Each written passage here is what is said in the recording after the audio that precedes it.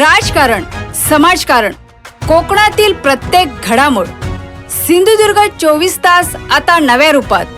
सिंधुदुर्ग संवाद, ताज्या घडामोडींसाठी आताच सबस्क्राइब करा. अणुऊर्जा प्रकल्पाबाबत पालकमंत्री नितेश राणे यांनी देवगडमध्ये हा प्रकल्प होणार नसल्याचे स्पष्ट केल्यानंतर या वक्तव्याचे स्वागत करण्यात येत आहे. मात्र केवळ घोषणा पुरेशी नसून प्रकल्पासंदर्भातील झालेला करार राज्य सरकारने अधिकृतपणे रद्द करावा, अशी मागणी आंबा काजू बागायतदार व्यापारी संघटनेचे अध्यक्ष काका ढोके यांनी केली आहे. याबाबत नेमकी त्यांची काय भूमिका आहे पाहूया. आंबा बागायतदार शेतकरी संघटना यांच्या माध्यमातून बरेच दिवस शेतकऱ्यांच्या प्रश्नांवरती मोर्चे आंदोलनं चालू होते. त्याचबरोबर अचानक अणुऊर्जा हा प्रकल्प सिंधुदुर्गात म्हणजे देवगड येथेच आला होता.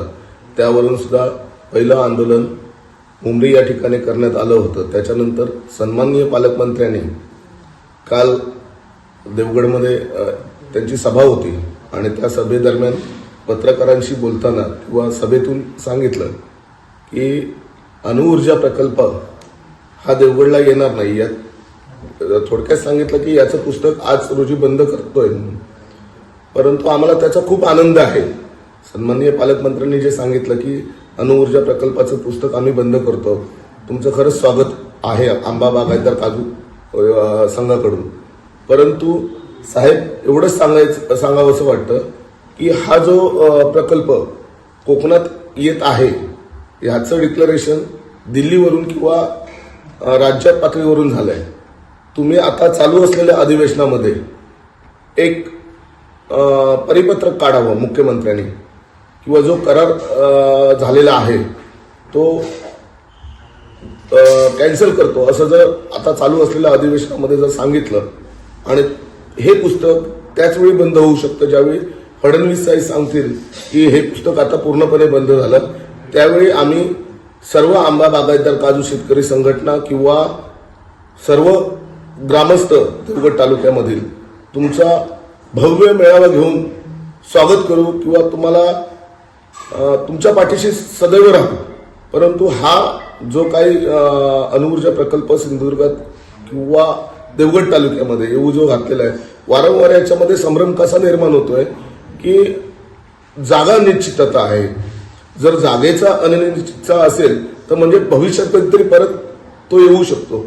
त्यामुळे चालू असलेल्या अधिवेशनाचा जो काही कालावधी आहे या कालावधीत सन्माननीय मुख्यमंत्र्यांना सांगून तो प्रकल्प हद्दपार करतोय, सिंधुदुर्गातून नव्हेच तर या कोकणातून, असं तुम्ही जाहीर करा. आम्ही तुमचं स्वागत करतो.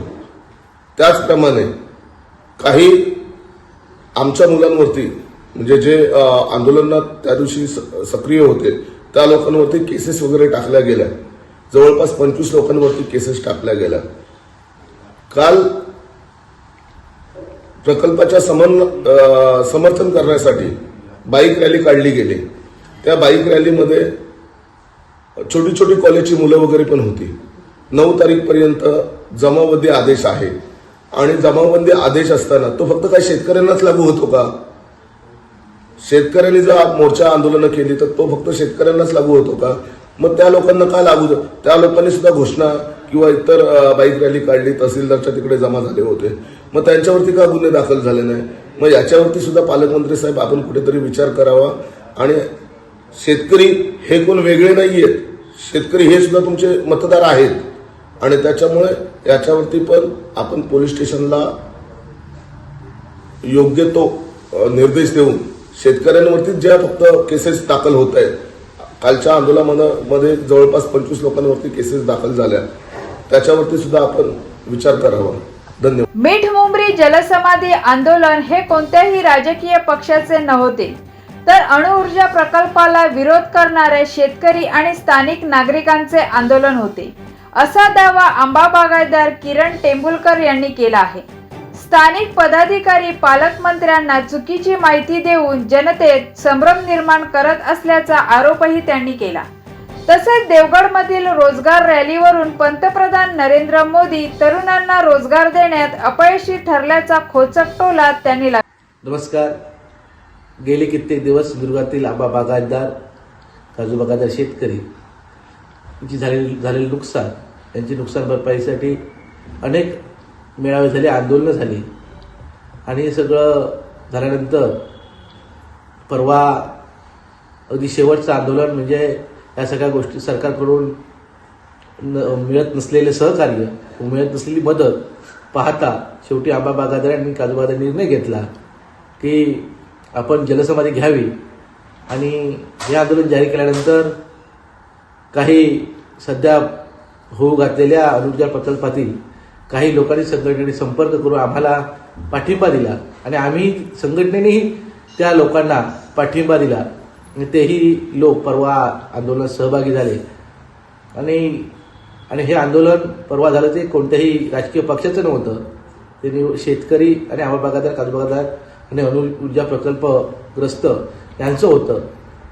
पण दुर्दैवाने म्हणावं लागेल की आमदार साहेबांचे जवळचे असलेले सहकारी, इथले पदाधिकारी हे चुकीची माहिती देऊ कुठेतरी आमदार साहेबांना चुकीची माहिती देऊन कुठेतरी जनता आणि आमदार साहेबांमध्ये संभ्रम निर्माणाचा प्रयत्न करत आहेत. कारण परवाच आमच्या आंदोलनापूर्वी बॅनरबाजी झाली, बॅनरबाजीनंतर काल समर्थनार्थ रॅली काढण्यात आली. पण जी काही बॅनरबाजी झाली त्या बॅनरबाजी करणाऱ्यांना आमची विनंती आहे की तुम्ही एवढी बॅनरबाजी करण्यापेक्षा तुम्ही तेच तसेच बॅनर त्या कुणकुबाची शपथ घेऊन सांगा, त्या मोनगेच्या भगवती देवीची शपथ घेऊन सांगा की हा अणुऊर्जा प्रकल्प रद्द झाला आहे म्हणून. पण असो, त्याच्यानंतर काल पुन्हा जी काही युवकांनी रोजगारासाठी रॅली काढली तर खरोखरच त्या युवकांना आम्ही शेतकरी संघटनेला धन्यवाद देतो की एवढ्यासाठी की गेली 14 वर्ष सन्माननीय देशाचे पंतप्रधान यांनी या 14 वर्षापूर्वी जी काही युवकांसाठी घोषणा केली होती की वर्षाला 2 कोटी रोजगार, मग अशी रॅली काढून कुठेतरी सत्ताधाऱ्यांचीच त्याच्यात बदनामी झाली असं त्यातून दिसून येतं. आणि त्या रॅलीमध्ये भारतीय जनता पक्षाचे नगरसेवक यांची मुलं त्यामध्ये होती, त्यातली बरेचसे भारतीय जनता पक्षाच्या पदाधिकाऱ्यांचीच मुलं होती. त्यानंतर बाहेरची मंडळी म्हणजे जी काही मंडळी या ठिकाणी रोजगारासाठी महाराष्ट्रात आली आहे ती मुलं होती. आणि असं असताना रॅलीच्या मागोमाग भारतीय जनता पक्षाच्या 4 व्हीलर्स गाड्या त्या रॅलीच्या मागे होत्या. पण यामध्ये हे सगळं करत असताना कुठेतरी आमदार साहेबांना अडचण घालण्याचं काम ही मंडळी करते आणि जनतेमध्ये संभ्रम निर्माण करण्याचं काम जर कोण करत असेल तर सन्माननीय आमदार साहेब तुमची मंडळी करतायत. आमची विनंती आहे की तुम्ही आम्ही सांगतो म्हणून नको तर तुमच्या कार्यकर्त्यांना किंवा तुमच्या प्रत्येक गावातल्या बूथ प्रमुखांना, शाखा प्रमुखांना विश्वासात घेऊ किंवा त्यांना विचारून घ्या की जनतेमध्ये नक्की अणुऊर्जा प्रकल्पासंदर्भात काय चर्चा आहे. आमचं सरळ म्हणणं आहे की तुम्ही हा अणुऊर्जा कोकणात कृपा करून आणू नका, बाकी कुठचेही तुम्ही व्यवसाय कोकणात घेऊन या, त्याचं आम्ही स्वागत करू. निसर्गाला समतोल असे, पर्यटनावर आधारित असे रोजगार या ठिकाणी निर्माण व्हावे, त्यामध्ये आम्ही कोणताही विरोध करणार नाही. कारण प्रत्येक वेळी आपण म्हणताय की विकासाला विरोध करतायत विरोधक, पण मी सांगू इच्छितो की देवगड नांदगाव होणारा हायवे यामध्ये काही मध्ये त्रुटी होत्या, त्याबद्दल आम्ही काही आवाज उठवला नाही. कारण होतंय काम होऊ दे, कारण त्यावेळी जर आवाज उठवला असता तर पुन्हा तिथे विरोध करत असं तर निदर्शनास आलं असतं. पण आमचा विरोध नाही आहे. पण ह्या रस्त्यापेक्षा आज सिंधुदुर्ग किंवा देवगडमध्ये जनतेला अणुऊर्जा प्रकल्प नको आहे, तो रद्द व्हावा एवढंच या निमित्ताने सांगतो. आणि खरोखरच मुनगे गावातील ग्रामस्थ असतील, इंद्रे गावातील असतील आणि आजच आपल्या कुणकेश्वर गावातील सर्व ग्रामस्थांनी विशेष ग्रामसभा त्या ठिकाणी आयोजित करून या अणुऊर्जा प्रकल्पाला विरोध दर्शवला आहे. आणि तालुक्यातून याच्यानंतर प्रत्येक गावातून असे विरोधी ठराव त्या ठिकाणी घेण्यात येतील अशी आजची परिस्थिती आहे. त्यामुळे तुम्ही या मतदारसंघाचे पालकमंत्री म्हणून आमची विनंती आहे की कृपा करून हा अणुऊर्जा प्रकल्प रद्द करा, एवढंच त्यांना सांगतोय. धन्यवाद. सिंधुदुर्ग 24 तास आता नव्या रूपात. सिंधुदुर्ग संवाद ताज्या घडामोडींसाठी आताच सबस्क्राईब करा.